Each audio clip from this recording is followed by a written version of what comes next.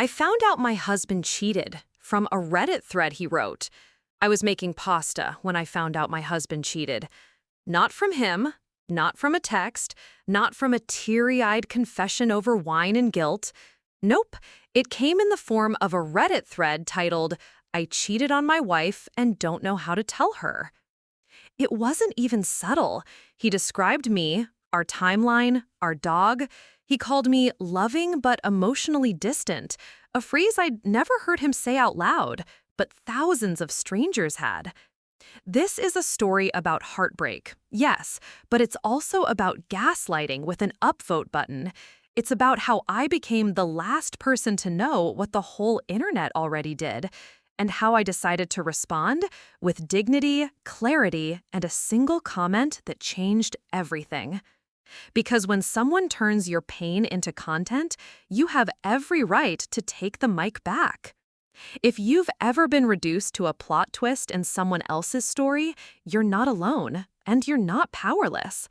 Share your experience anonymously through the pinned link.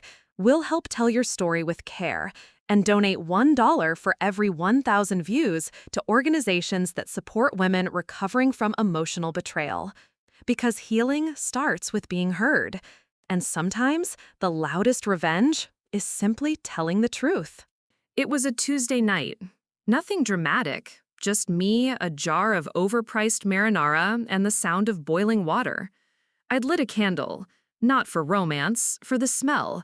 The trash hadn't gone out, and I was trying to mask it with lavender vanilla.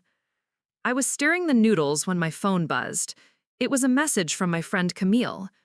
"Is this about you?" Followed by a link to Reddit.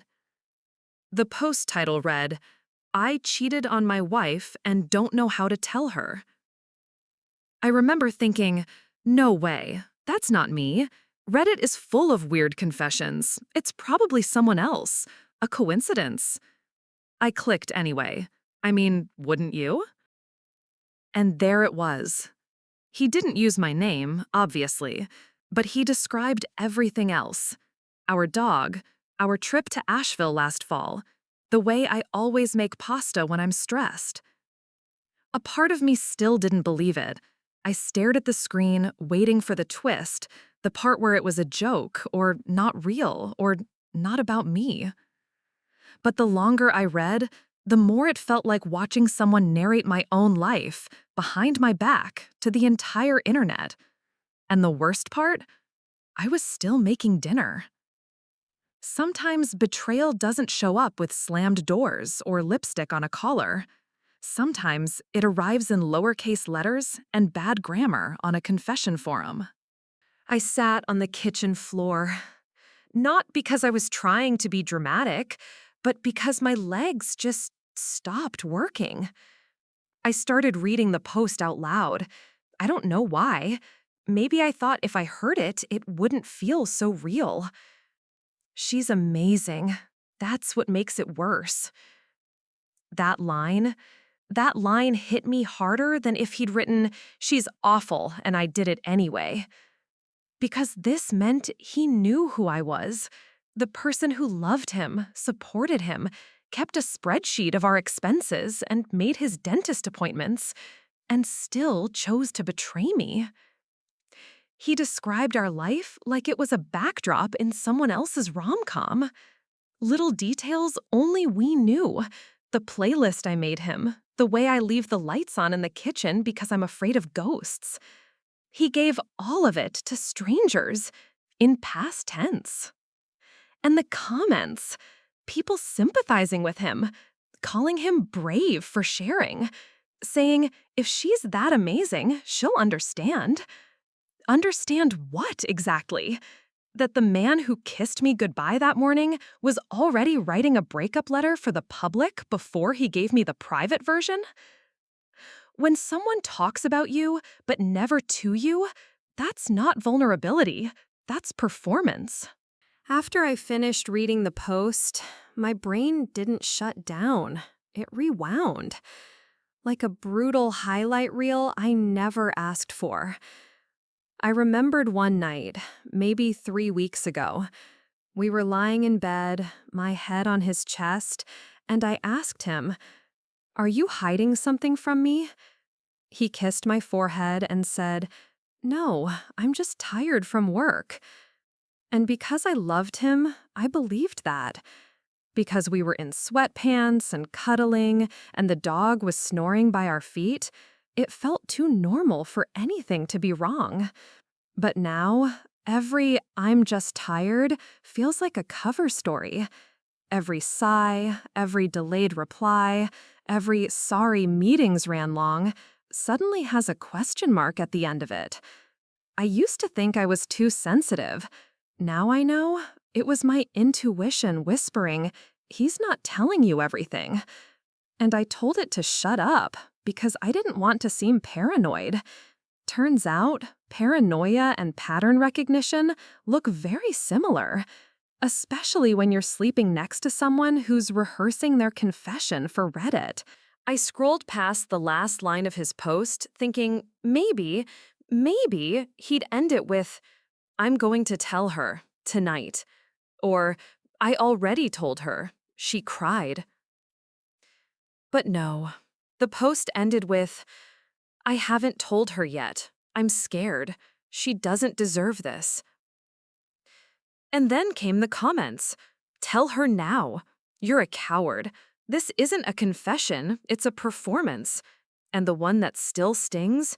If she finds out online, that's emotional homicide. I thought, okay, maybe he hasn't told me yet because he's waiting for the right moment. So I picked up my phone and texted him. Nothing. Tried calling. Straight to voicemail. Checked email. Bounced back. I sat there, phone in hand, trying not to hyperventilate, thinking maybe it was a mistake, a tech issue. But then I realized he didn't just confess online, he preemptively blocked me 2 days before that post ever went live. He told the internet before he even gave me a chance to respond, which means he never intended to. He wanted the feedback. He wanted the forgiveness. He just didn't want it from me. Let's break it down, like it's evidence in court, because that's what it felt like, reading the testimony of the man who was supposed to love you. It just happened. Really? Like slipping on a banana peel? Adultery by accident? That's a bold new genre. "She doesn't deserve this." That's the line he thought would make him sound noble, but it doesn't land like an apology. It lands like a disclaimer, a way to keep his hands clean while dragging my name through the confessional dirt.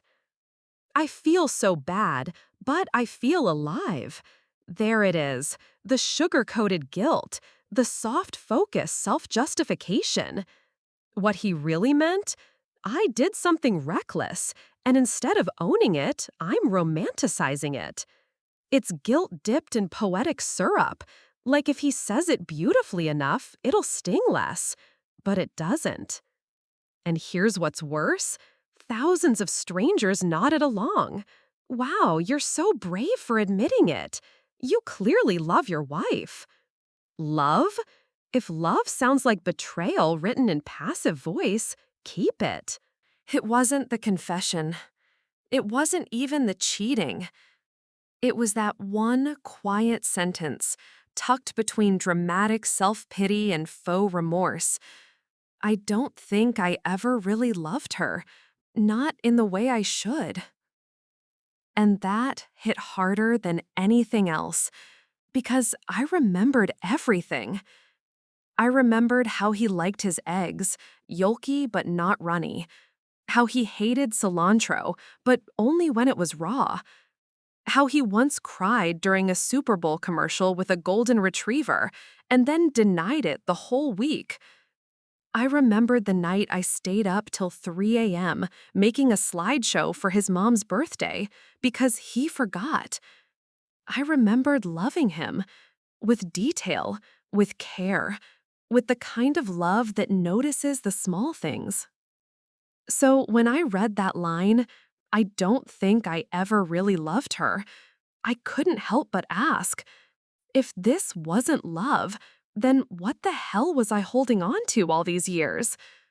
Because I thought we had a marriage. Turns out I had a scrapbook, and he had a storyline. I didn't scream. I didn't call his mother. I didn't even text him. Couldn't anyway. He'd blocked my number 2 days before he posted. But I created an account.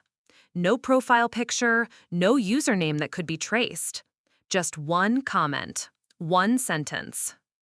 Your wife read this. She hopes the internet helps you sleep at night. No caps, no punctuation drama.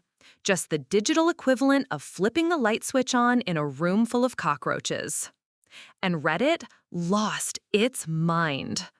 Replies flooded in. Wait, what? Is this her? Oh no, oh no, oh no, oh no.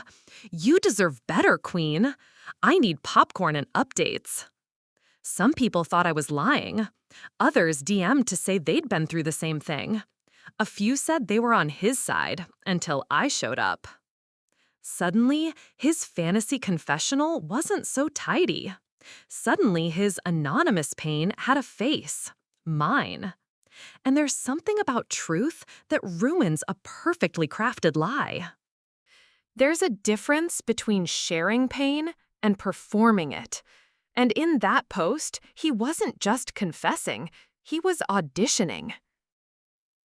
Every line was polished, every sentence carefully vague, just enough remorse to earn sympathy, not enough truth to accept blame.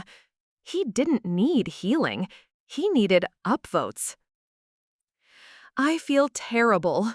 She's so kind, so trusting. I just don't know who I am anymore. It read like a breakup letter written to the audience, not the woman he married.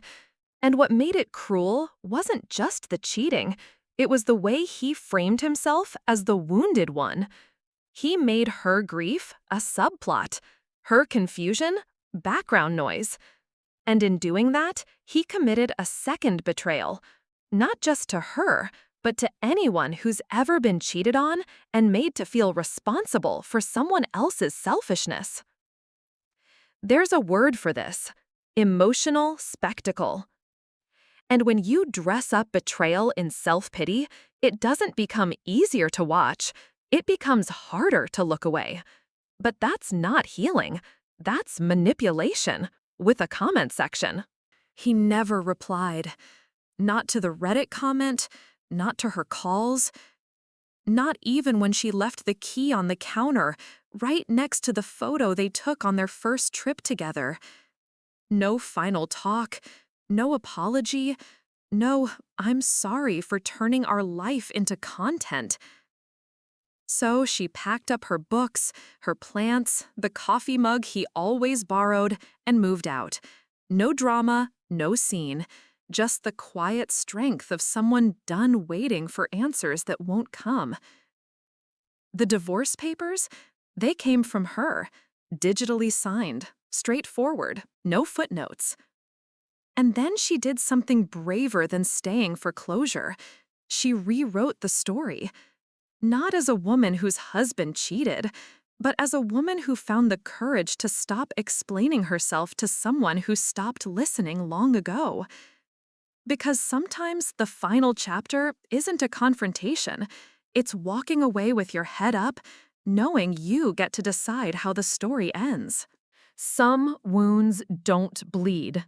They leak through every word someone else tells for you, every comment thread that knows your pain before you do, every stranger who scrolls past your heartbreak like it's plot on a screen. He shared a confession, but she lived the consequence. And when the internet applauded his vulnerability, they forgot who was collateral. If someone has ever turned your heartbreak into their content, you're not overreacting. You're not too emotional. You're not alone. You're a person, not a subplot. And your story deserves to be told on your terms. Got a story no one believed was yours? Share it anonymously via the pinned link.